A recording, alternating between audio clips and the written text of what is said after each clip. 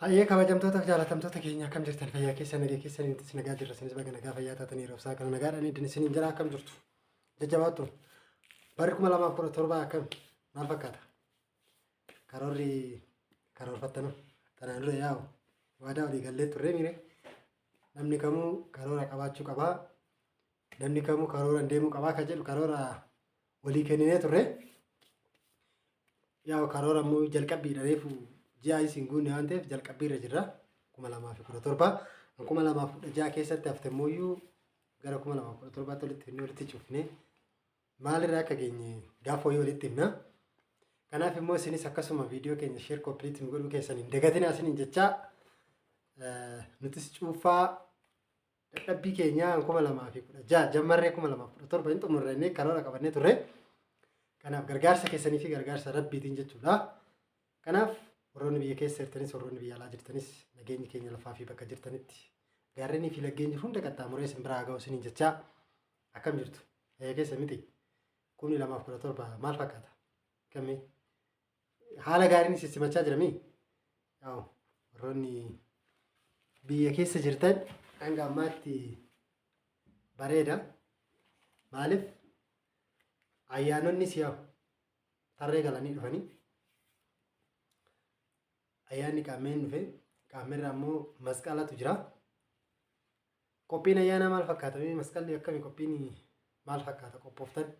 Qaamee yaadaa'u kuma sanitti namni kamuyyuu wadaajii akka dhunganne akka nafne silaadhaan deebii sinirraa barbaadaa tureyyuu akka carraa ta'e yaa'u. Namoonni baay'een warroonni wadaajii dhungattanis warroonni babarreessitan jirtu galatoomaa isiniin jechaa warroonni immoo dhabdanis mee yoo argamte kan jettan jechaa jirtu. Kanaaf kan namni nama soqe irra immoo kan abbaan soqatu wayyaadha waan ta'eef abbaan ofii soqate fakkeenyaaf ani nama tokkoof dubartiin takka sii taate yookaan immoo shamarri takka sii taate jedhee nama wayiitiif arge namicha sanitti bareeduu baachuu dandeessi. Namni fuula qofa bichaa miti keessa namaattis bareeduu qaba waan ta'eef kanaaf filannoon abbaati waan ta'eef yeroon dimokiraasiidha miire ergaa wayyaanii nurraa deemte dimokiraasiidha ilma abbaa gadaatiin bulaa irra. Sirna gadaatiin bulaa irra abbaa gadaan bulchaa waan jiruuf Oromoo biyya bulchaa irra waan ta'eef kanaaf baay'ee rakkoon hin jiru jechuudha. Filannoodha.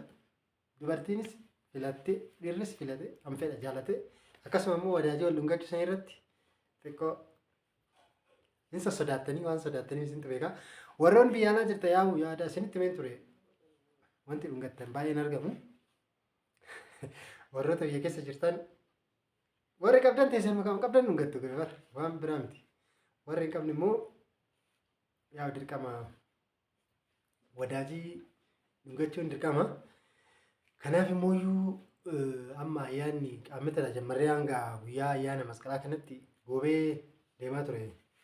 Keessaayyuu naannoo gara shawaa kanatti baay'ee namatti tola dhugaa baay'ee dubartoonnis dhiirris akka nama wal gurmeesse miidiyaadhaanis ilaalaa jirra. Tiiktookii, yuutuubiidhaanis feesbuuk irratti argaa jirra. Baay'ee das nama dhugaa. Dargaggeessi edaa namni sabni Oromoo hagana baay'ataa kan jedhamu si jechisiisa yeroo tokko laaltee hojjettu hin dhalanneef ganaan dhalachaa jira si jechisiisa. Maaliif dargaggeessi Oromoodha hangana baay'ataa kun madadeen eessattu kaamamee taa'e eecha tureeyyuu si jechisiisa dhugaa rabbiif maaliif yaa sirni tana dura keessa turres sirna digdamii tokkoof sirna garboomaa jala turre akka waan garboomaa jala turreeti afaan keenya ol ka'ee akka barbaadetti ittiin haasa'uun bara hin dandeenye har'a immoo yeroo afaan keenya akka barbaannetti magaalaa barbaanne keessa baadiyyaa barbaanne keessa fiinee itti sirbinee ittiin dhiichisaa jiru kanatti akkanumatti immoo waaqayyo illee araara isaa biyya keenyaaf buusaa jaalalaaf nageenyaan waliin nu haa jiraachisu jenna maaliif Oromoon waan baay'eedha kabajaan inni ittiin kennamuuf maaliif fakkeenyaaf guyyaa har'aa kan guyyaa masqalaa kun amma fakkeenyaaf ayyaanni guyyaan har'aa kun guyyaa daamotii yookaan immoo daamaraan guyyaa har'aa dhaabatudha maaliif masqalaa jechuudha guyyaan har'aa kun guyyaan kun guyyaa gubaati akka seera mana amantaa kiristaanaattis seera mataa ofii qaba akka oromtichaattis seera mataa ofii qaba gosa lamaan jira jechuudha akka amantaa mana amantaatitti mana amantaa deemamee mana amantaa keessatti kan gubamu jira. Akka seera oromtichaatitti immoo Oromoon kana nuti kan baafne miti. Ani kan baase miti, namoonni biroos kan baase miti. Kalecha duudhaa akaakayyoota fi abaabayyoota keenyarraa waan dhaalle dhabu. Waan baay'ee das nama jedhudha dhugaa waaqayyo.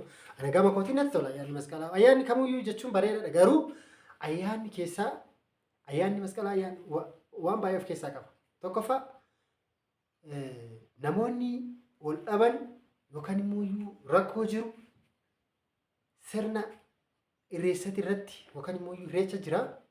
Daamaraatu baay'ee jalqaba duraa daamaraa sana irratti namoota wal dhaban fakkeenyaaf ani akka ofii kiyyaa beekutti maanguddoon naannaa keenya jiru yeroo nani xinnoo ta'ee beekutti namoota ganna tokkoof wal dhabaa turan qaama irratti baay'ee namni kun gara deemaa godaansa jedhaa looniin godaanaa sa'aatii masqalaa irratti garuu masqala guyyaa gahu sanitti ni gala hunduu gara bootaa handhuraa bootaatti dhalatee sanitti akka godaanee illee loonis hin galaa. Loon erga galee booda guyyaa masqalaa san daamaraan warroonni wal dubbisan daamaraa dhaabu. Erga daamaraa dhaabbateen booda namoota hin dubbifamne san namoota waliin dubbifne san ni dubbisu jaarsatti erga ni dubbisu si barbaanna koottaayii jedhuuni sanis hin dubbisu kanas hin dubbisu. Daamaraa san irratti daamaraa kanaaf jedhi bahii jedhu. Maaliif sodaa guddaadha waan ta'eef sirna ittiin jiru sanii yoo maqaa walitti wal sodaata wal kabaja waan ta'eef ni baha. Daamaraa saniif jedhaati daamaraa kanaaf jedhaati afootti lillaa walii jedha walii araaramaa yoo walii jedhu kan darbeera kana booda akka walitti hin deebine jedhaniiti araarsu. Isa bira darbee ulfaataa kan ta'u ta'e sirna irreessa jira malkaatti bahuu tulluutti bahuu hin dhibaafatu Oromoo waan baay'eedha jechuudha. Kana jedhamee waan wanti Oromoon ittiin lafa kanarratti seenan Oromoodha. Kana jedhamee waan xumuramee dhuma qabaatu hin jiru jechuudha. Fakkeenyaaf irreessatu jira. Irreechi qaama kunoo warri Finfinneedhaan jira. Bishooftuun hin jira. Waaqayyo immoo nama achitti wal gahee wal arginu waaqayyo illee nu haa godhu. Akkuma caalaa bultumee jedhesanii wal geenya warra Finfinneetti jedhemi akkuma jedhesanii wal argina jechuudha. Wal argina Finfinneetti akkuma jedhesan. Kanaaf wal argina jechuudha hundi keenya iyyuu Finfinneetti. Finfinnee yoo deebine immoo Bishooftutti wal argina kan Finfinneen deemuudhaaf karoora hin qabne Bishooftu deemuuf karoora qabaata waan ta'eef kanaaf wal agarra jechuudha. Bara kana immoo bara jaalalaa bara kabajaa akkanumatti ayyaana kanaan sababeeffatee jechuudha. Biyya keenya illee maanguddoonni abbaa gadaa jira, haati siinqee jirti, maanguddoonni jiru, abbootiin amantaa jiru, abbootiin gadaa jiru. Isaan jechuudhaan adaraa kanan himadhu haraara biyya keenyaaf jechuudha. Bakka guddaan kan barbaachisu namni dhumaa jira. Asitti namatu du'aa, achitti namatu du'aa.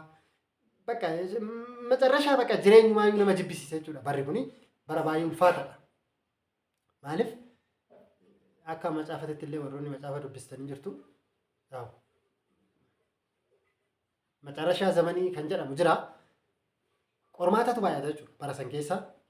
Kanaaf qormaanni baay'achaa jira biyya lafaati irratti. Kanaaf abbootiin gadaa, maanguddoonni, haati siinqee amantaa jiru kanaan jechuudha. Waaqayyo nu kadhadha bakka bara kanaaf biyya keenya keessatti araarri akka bu'u warri bosona jiranis bosona galanii mootummaadhaan walii galteen uumamee akka qaama tokko taanee hundi keenyaayyuu qaama tokko nuti namni kamiyyuu qaama tokko maan addaame nuti hundi keenyaayyuu foon tokko irraa baanee bifti keenya fi yaadni keenya garagaraa haa ta'u malee foonummaan namummaa keenya tokkodha. Kanaaf tokko ta'ee sigaatii malee namni akka jiraatu fakkeenyaaf amma naannoo nuti jiraannutti naannoo baadiyyaatti irratti namni makka konkolaataan sa'aatii 12 booda sa'aatii 10 booda hin socho'u. Maaliif baay'ee ulfaata jechuudha haalli jiru naannoo baadiyyaatti irratti.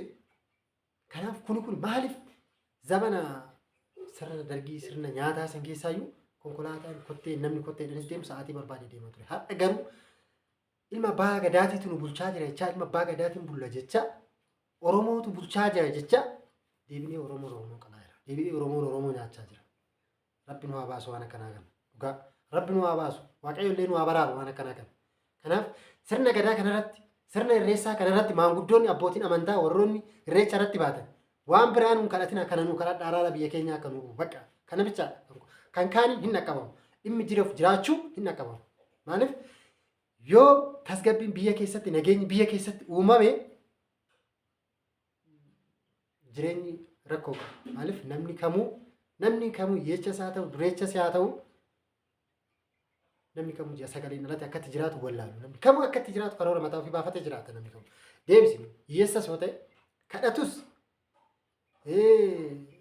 qabaatus osoo nyaanne hin bulu. Namni tokko namni osoo nyaanne bulu hin jiru lafa kanarratti jiraatee jechuudha. Isaayyuu itti raamunu waan ishii fayyadamtu nuti hin beeknu malee faayidaa wayii nyaattee jiraatti. Kanaaf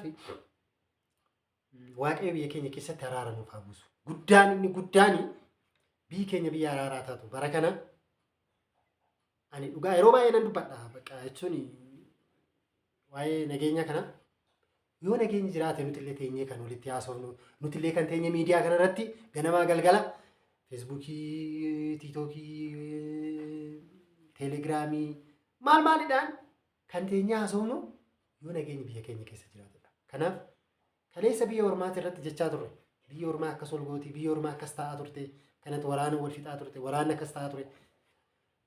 Kunooti kan jedhan sun deemee gaafa kunooti jedhamu baay'ee rakkisaadha. Kanaaf waaqayyo araara isaatiin biyya keenya yaadatu biyya keenya Itoophiyaa nuuf haa yaadatu.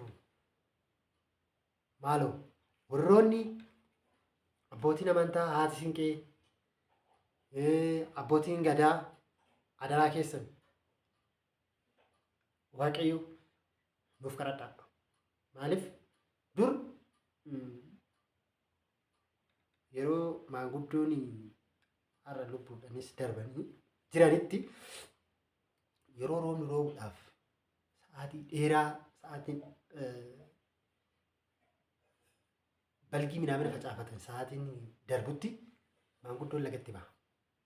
Lagatti ba'eeti akkuma ammaa kana marga jiidhaa qabata marga jiidhaa barbaadee qabata lagarraayis ta'u waan haammataan dhabamu waan ta'eef lanni waan jiruufi akkasuma siinqeetis elemtuu gaadii bokkuu maal kana qabatanii gara lagaatti ba'anii lagatti bu'anii siimoo midhaan affeelanii achitti kadhatti dubartoonnis yeroo kadhatan kana osoo isaan laga saniin bahin waan rooba jechuudha. Ani sa'aati waan ani ofii kiyyaa beeku jechuudha. Biras deemee yeroo daa'imummaatti taphaa jedhee akka wanta fuutee naan deemte achitti osoo nu taphannu siimoo affeelanii maal jedhanii kadhatanii osoo isaan taphatanu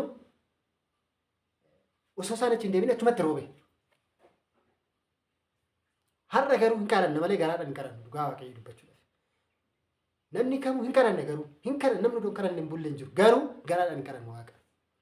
Waaqayyo illee nutti jabaatee jira jechuudha.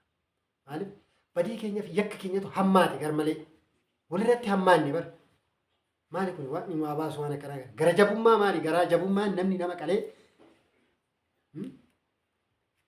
qalee bar waaqatu qaama saalaa namarraa muru bar kuni bara akkanaa kana keessa jirra bara. Na kana baay'ee illee haasa'uun barbaadu kana abbootiin gadaa haatonni siinqee akkasuma immoo maanguddoonni fi abaabayyoonni keenya maanguddoon waan kana bakka irreessatti adaraa keessan akka waaqayyo nuuf kadhattan waaqayyoon araara jidduu keenyatti mootummaa keenyaaf illee tasgabbii kennee warroota bosona jiran kanaaf illee tasgabbii kennee gara ummataatti deebi'anii mootummaatti deebi'an akka kennatanii tasgabbiidhaan akka jiraan barbaanna. Yaadallee isinitti baay'isee jira. Ayyaanni masqalaa kun immoo ayyaana wajjin nyaannee dhumu, ayyaana kabajaa, ayyaana jaalalaa, ayyaana bara kana bara gaariitti nu jijjiiru nuuf haa ta'u. Barri kunis bara nagaa nuuf haa ta'u. Ayyaana irreessatti irratti wal arginaa hamma sanittuu fayyaataa nagaa naa tura yaadallee isinitti baay'isee sinuffiseera. Kanaaf yaadatu fudhee namaan deema yoo waan tokko dubbatan dhugaa waan jirutu waan ta'eef baay'ee waan nama jibbisiisudha waan ta'eef. Kanaaf horaa bulaa deebanaa ayyaanni nagaa isiniif haa ta'u. Borummoo silaa qinceedhaan walitti deebina akka carraa ta'e warroonni amantaa kiristaanaa hordoftan guyyaan boru jimaata soomiidha. Kanaaf zayitumaan illee ta'u walitti deebina rakkoon hin jiru. Kanaaf maanguddoon loon guyyaa boru marga qara tana dura dheeddamne toriin baaburu itti gallakkifama. elem jabbiin isaa wajjin bahee deemee daboru guyyaa boru margarra namni illee horiin illee qixxee quufa guyyaa boru akka seeratti guyyaa ta'e akka carraa ta'e jimaata irra oolee akka naannaa keenyatti garuu kan ani beeku marga tokko dheedamee hin beekne horiin zim jedheetumatti galakkifamaa akka midhaan qofa nyaanne bicha caafii lamaan deemnee eenna akka nufi kootii beekutti waaree dachaafnee booda immoo aannan mijuun qabeedhaan dhiyaata. Kanaammoo booda gahaa walga qabeedhaan dhiyaate qinceedha. Qincee sangaa Oromoo waan jedhe maanguddoon eebbiseeti.